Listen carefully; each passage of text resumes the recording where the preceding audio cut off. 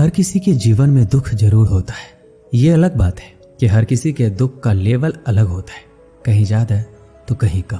पर अक्सर लोग दुखों को अपने ऊपर हावी होने देते हैं, जिसके कारण जिंदगी में वो बिखर जाते हैं। जबकि गौतम बुद्ध के अनुसार दुख हमारी जिंदगी में हमें निखारने आते हैं, पर अक्सर लोग दुख में टूट जाया करते हैं। पर इसका निवारण जरूरी है, तभी हम इससे आगे निकल पाएंगे।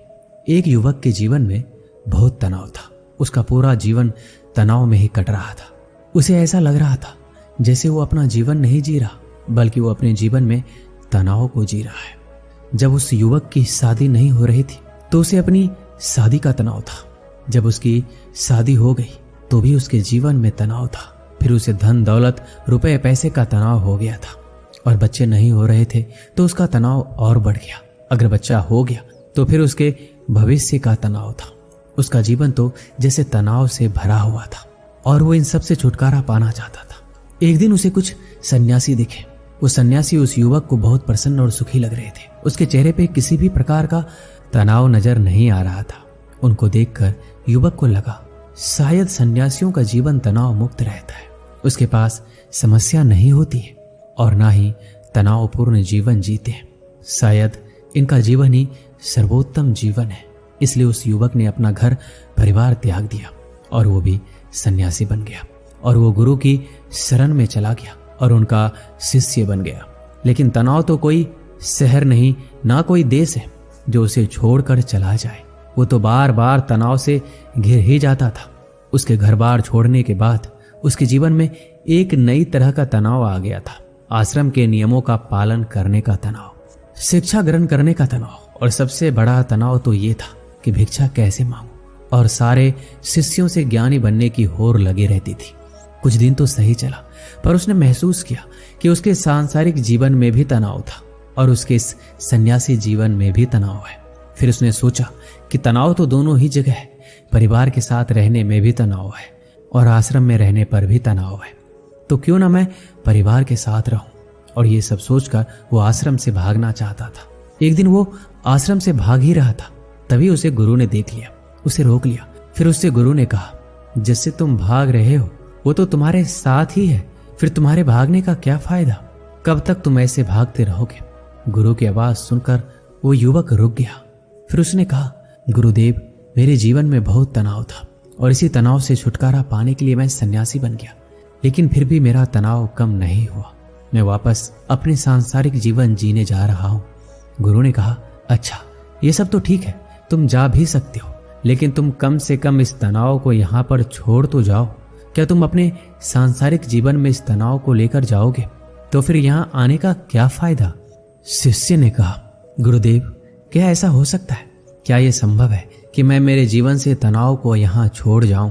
फिर गुरु ने कहा, क्यों नहीं, ये सब हो सकता है, लेकिन तुम्हें इसके लिए एक काम करना होगा, और वो काम ये है कि तुम्हें एक ऐसे व्यक्ति को ढूंढना है जिसके जीवन में तनाव नहीं।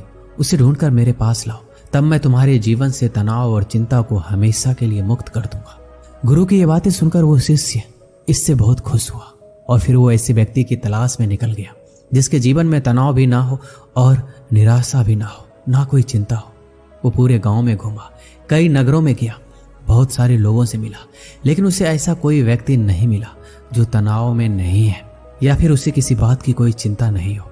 तनाव और चिंता की बात करते ही सभी लोग गंभीर हो जाते और सब लोग अपने जीवन की समस्याओं को बढ़ा चढ़ाकर बताने लगते हैं।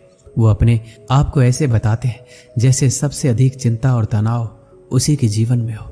उसको सुबह से शाम हो गई, लेकिन उसे ऐसा कोई व्यक्ति नहीं मिला जो तनाव से मुक्त हो।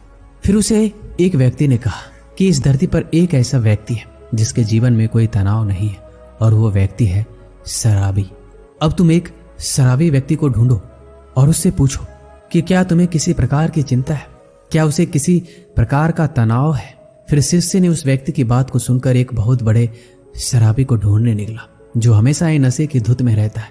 फिर वो व्यक्ति एक शराबी से कहता है, मैंने सुना है तुम्हारे जीवन में कोई चिंता या तनाव नहीं है, क्या तुम्हारा जीवन तनाव मुक्त है? शराबी ने लड़खड़ाते हुए कहा, तनाव? तनाव क्या होता है?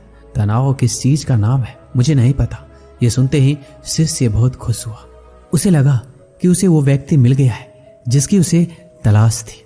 तभी शराबी व्यक्ति ने कहा, मुझे सिर्फ इस बात की चिंता है कि मुझे दारू कैसे मिलेगी, दारू का इंतजाम कैसे होगा। क्या तुम्हारे पास कुछ पैसे हैं? मेरी पत्नी ने तो मेरा सारा धन छीन लिया है, क्या तुम्हारे पास कुछ है? ये सुनकर वो शिष्य हैरान हो गया। उसकी सारी खुशी तुरंत गायब हो गई। उसके सामने अंधेरा सा हो गया और फिर वो एक मंदिर के बाहर बैठ गया। वो बहुत हताश और निराश था। वो सोच रहा था कि इस पूरी दुनिया में कोई भी व्यक्ति तनाव मुक्त नहीं है। तभी एक छोटा सा बच्चा उसके सामने आया और उस बच्चे ने उससे कहा कि गुरुजी, भूख लग रही है, कुछ खाने को मिलेगा? उस शिष्य ने उस बच्चे की तरफ देखा और पूछा, तुम जैसे छोटे बच्चे के जीवन में भी चिंता और तनाव है तो फिर बड़ों का क्या हाल होगा? ये सुनकर बच्चे ने कहा, तनाव और चिंता नहीं है, बस भूख है, आपके पास भोजन मिलेगा? वो बच्चे की बात सुनकर बड़ा खुश हुआ, जैसे उसे कुछ बड़ा मिल गया हो। उसने अपनी झोली से तुरंत भोजन निकाला और उस बच्चे को दे दिया। फिर वो शिष्य भागकर अपने गुरु के पास गया और गुरु से जाकर कहा कि गुरुदेव, मैंने बहुत ढूंढा, मुझे एक भी व्यक्ति ऐसा नहीं मिला जो चिंता मुक्त हो, तनाव मुक्त हो। हर किसी की जिंदगी में कुछ ना कुछ तनाव है। जिसके पास धन नहीं है उसे धन पाने की चिंता है, जिसके पास धन है उसे और अधिक धन पाने की चिंता है, जिसके पास प्रेम नहीं है उसे प्रेम पाने की चिंता है, जिसके पास प्रेम है वो इसलिए चिंतित है कहीं उसका प्रेम खो ना जाए। किसी के पास काम है तो काम के लिए चिंतित है, किसी के पास काम नहीं है तो काम को खोजने के लिए चिंतित है। जो बीमार है वो इस बात से परेशान है कि मैं स्वस्थ कब हो जाऊंगा। जो बीमार नहीं है वो इस बात से चिंतित है कि कहीं मुझे कोई बीमारी ना हो जाए। जिसके पास संतान नहीं है वो संतान पाने के लिए चिंतित है। जिसके पास संतान है वो इस बात से परेशान है कि उसकी संतान उसकी बुढ़ापे में सेवा करेगी या नहीं। हर इंसान किसी न किसी कारण से चिंतित है। हर स्थिति में हर जगह कोई ना कोई तनावपूर्ण जिंदगी जी रहा है। लगता है इस तनाव से छुटकारा पाना संभव नहीं है। गुरु ने कहा कि क्यों नहीं, इससे भी छुटकारा पाना संभव है, लेकिन इसके लिए तुम्हें कुछ करना पड़ेगा। फिर गुरु ने कुछ लकड़ियां लाई और उन गीली लकड़ियों को अपने शिष्यों के सामने रख दिया और अपने शिष्य से कहा कि इसमें आग लगा दो। शिष्य ने बहुत प्रयास किया लेकिन उन लकड़ियों में आग नहीं लगी। शिष्य ने कहा कि ये लकड़ियां तो गीली है, इसमें आग कैसे लग सकती है? फिर गुरु ने कहा कि अब तुम क्या करोगे? इन लकड़ियों को सुखाओगे या चिंता या तनाव लेकर बैठ जाओगे? क्या चिंता और तनाव से हम इन लकड़ियों को सुखा सकते हैं? क्या तुम थोड़ा सोच विचार करके तुम दूसरी सूखी लकड़ियां लाकर जलाने का इंतजाम करोगे? शिष्य ने कहा, गुरुदेव आप ठीक कह रहे हैं, लेकिन गुरुदेव जीवन की हर चीज में तनाव है, ऐसा क्यों है? गुरु ने कहा, जीवन की हर चीज में तनाव नहीं है, तनाव तो तुम्हारे अंदर होता है। चिंता तुम अंदर ही अंदर करती हो और जहाँ पे चिंता और तनाव उत्पन्न होता है वहाँ सफलता नहीं मिलती, काम सही से नहीं होते, मानसिक स्थिति भी सही नहीं होती और काम सही नहीं होने की वजह से तुम और तनाव में चले जाते हो। शिष्य ने कहा, गुरुदेव अगर चीजें हमारे अनुसार होने लगेगी तो हमें तनाव आएगा ही नहीं, हम चिंता नहीं करेंगे। जैसे लकड़ियां गीली ना हो, हमें सूखी लकड़ियां मिल जाए तो हमारे अंदर तनाव उत्पन्न होगा ही नहीं। तब तो ये लकड़ियों के ऊपर निर्भर करेगा कि मैं तनाव लूं या ना लूं। गुरु ने कहा, जिस बात को हम स्वीकार कर लेते हैं कि जीवन में हमें सूखी लकड़ियां नहीं मिलती तो हम पहले ही सूखी लकड़ियों का इंतजाम करते हैं, और अगर हमें सूखी लकड़ियां ना भी मिलती तो हम सब ये विचार करते हैं कि सूखी लकड़ियां क्यों नहीं मिली, मुझे गीली लकड़ियां ही क्यों मिली। फिर हम उन गीली लकड़ियों को सुखाने का प्रयास करते हैं, न कि अलग अलग कल्पना में खो जाते हैं। अलग अलग चिंताओं का घेरा बना लेते हैं कि सूखी लकड़ियां वो हमें क्यों नहीं मिली, हमें कब तक मिलेगी, अब मेरा क्या होगा। ऐसा सोचने वाले हमेशा तनाव में ही रहते हैं। जीवन में कुछ परेशानियां होती है, कुछ समस्याएं हम खुद बना लेते हैं, जबकि वो समस्याएं वास्तव में नहीं है। शिष्य ने कहा, गुरुदेव मैं कुछ समझा नहीं।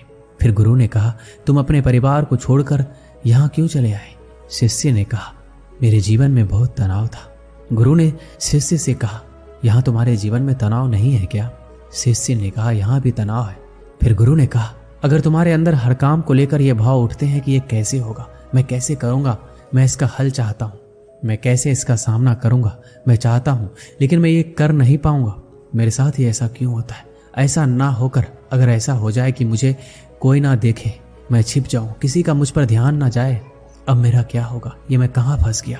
क्या ये भाव तुम्हारे भीतर तुम्हारे परिवार के साथ इस आश्रम में नहीं उठते? शिष्य ने कहा, हाँ बिल्कुल ऐसा ही होता है गुरुदेव। जब मैं परिवार के साथ था तब भी तनावपूर्ण था, और जब मैं यहाँ पर हूँ तब भी तनावपूर्ण हूँ। तब गुरु ने कहा, समस्या बाहर नहीं है, समस्या तो हमारे भीतर है।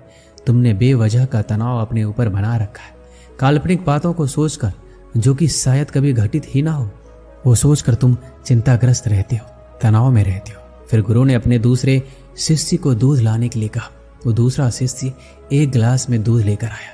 फिर गुरु ने उस गिलास को अपने सामने रख दिया और कुछ देर बाद उस गिलास की तरफ देखकर चिंतित होने लगे। ये सब वो शिष्य देख रहा था जो गुरु के पास चिंता से छुटकारा पाने आया था। गुरु को इतना चिंतित देखकर वो बोला, गुरुदेव क्या बात है, आप चिंतित क्यों हैं?